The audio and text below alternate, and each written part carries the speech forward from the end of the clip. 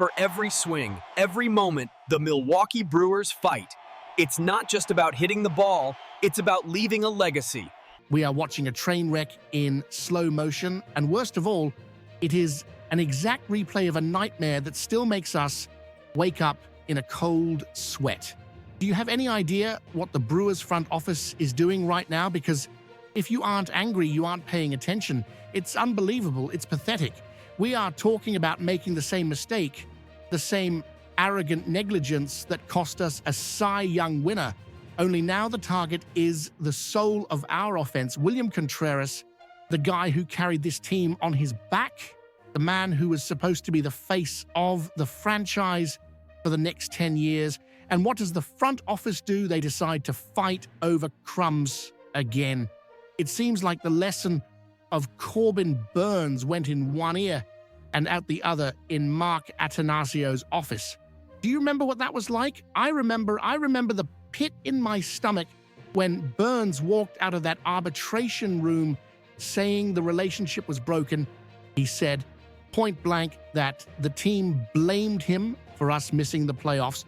They destroyed the confidence of our best pitcher over a difference of $740,000, $700,000.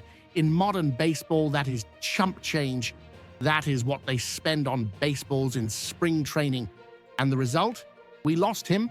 We traded him to the Orioles because the bridge had already been burned, dynamited, and thrown into the river. And now Mark Feinsand from MLB.com drops the bomb.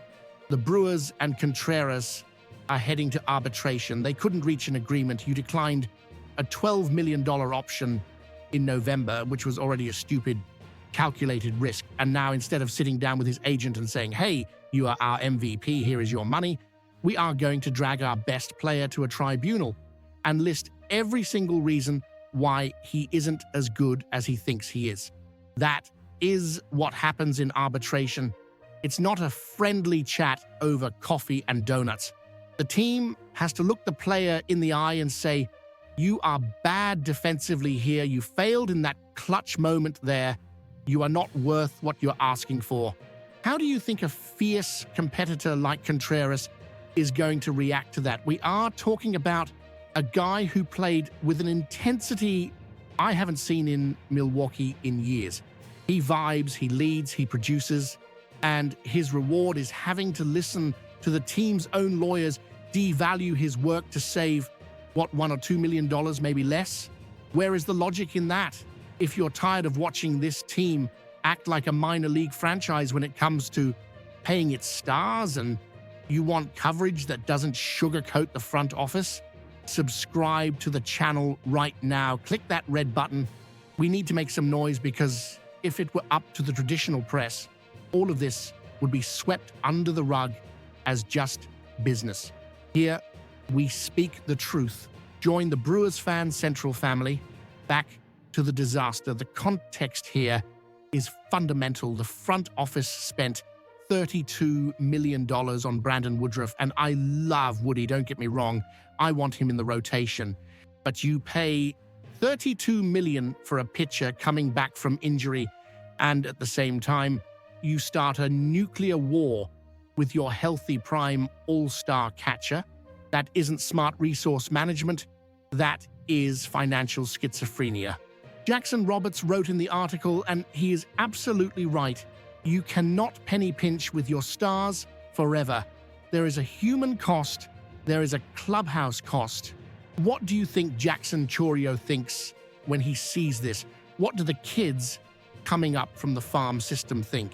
Oh, it doesn't matter how well I play. It doesn't matter if I'm an all-star. When it comes time to pay me, they are going to try to humiliate me over a few bucks. Is that the culture we are building? A culture of mercenaries where loyalty is punished?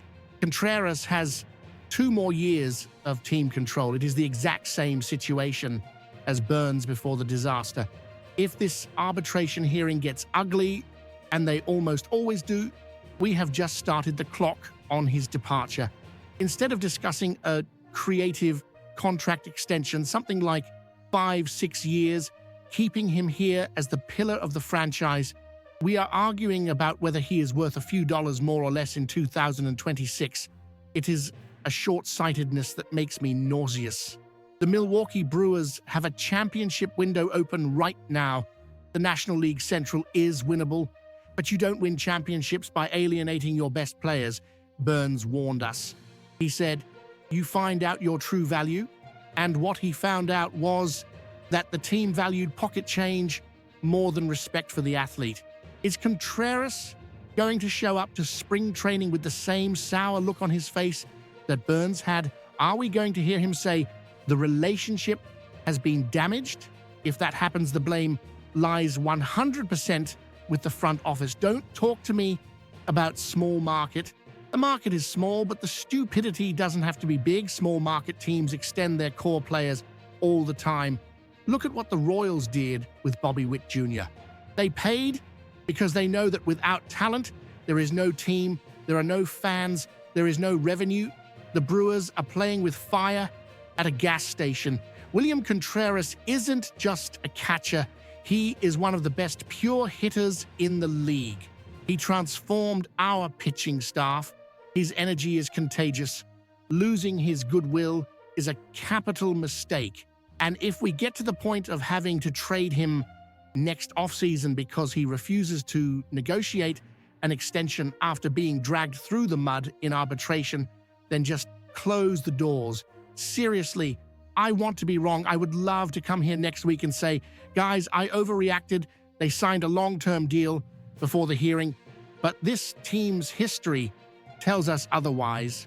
The history tells us that they would rather win the argument on the Excel spreadsheet than win the World Series on the field. They would rather be right about market value than have a happy, motivated player crushing the ball at American Family Field. It is a losing mentality, and as a fan, it hurts. It hurts because we invest our time, our money, our passion.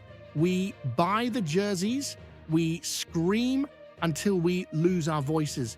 And in return, we watch the front office treat our idols like depreciating assets that need to be squeezed to the last drop. Contreras deserves better. We deserve better. And if they mess this up, if they turn William Contreras into the next Corbin Burns, it is going to be very hard to forgive. Keep your eyes open.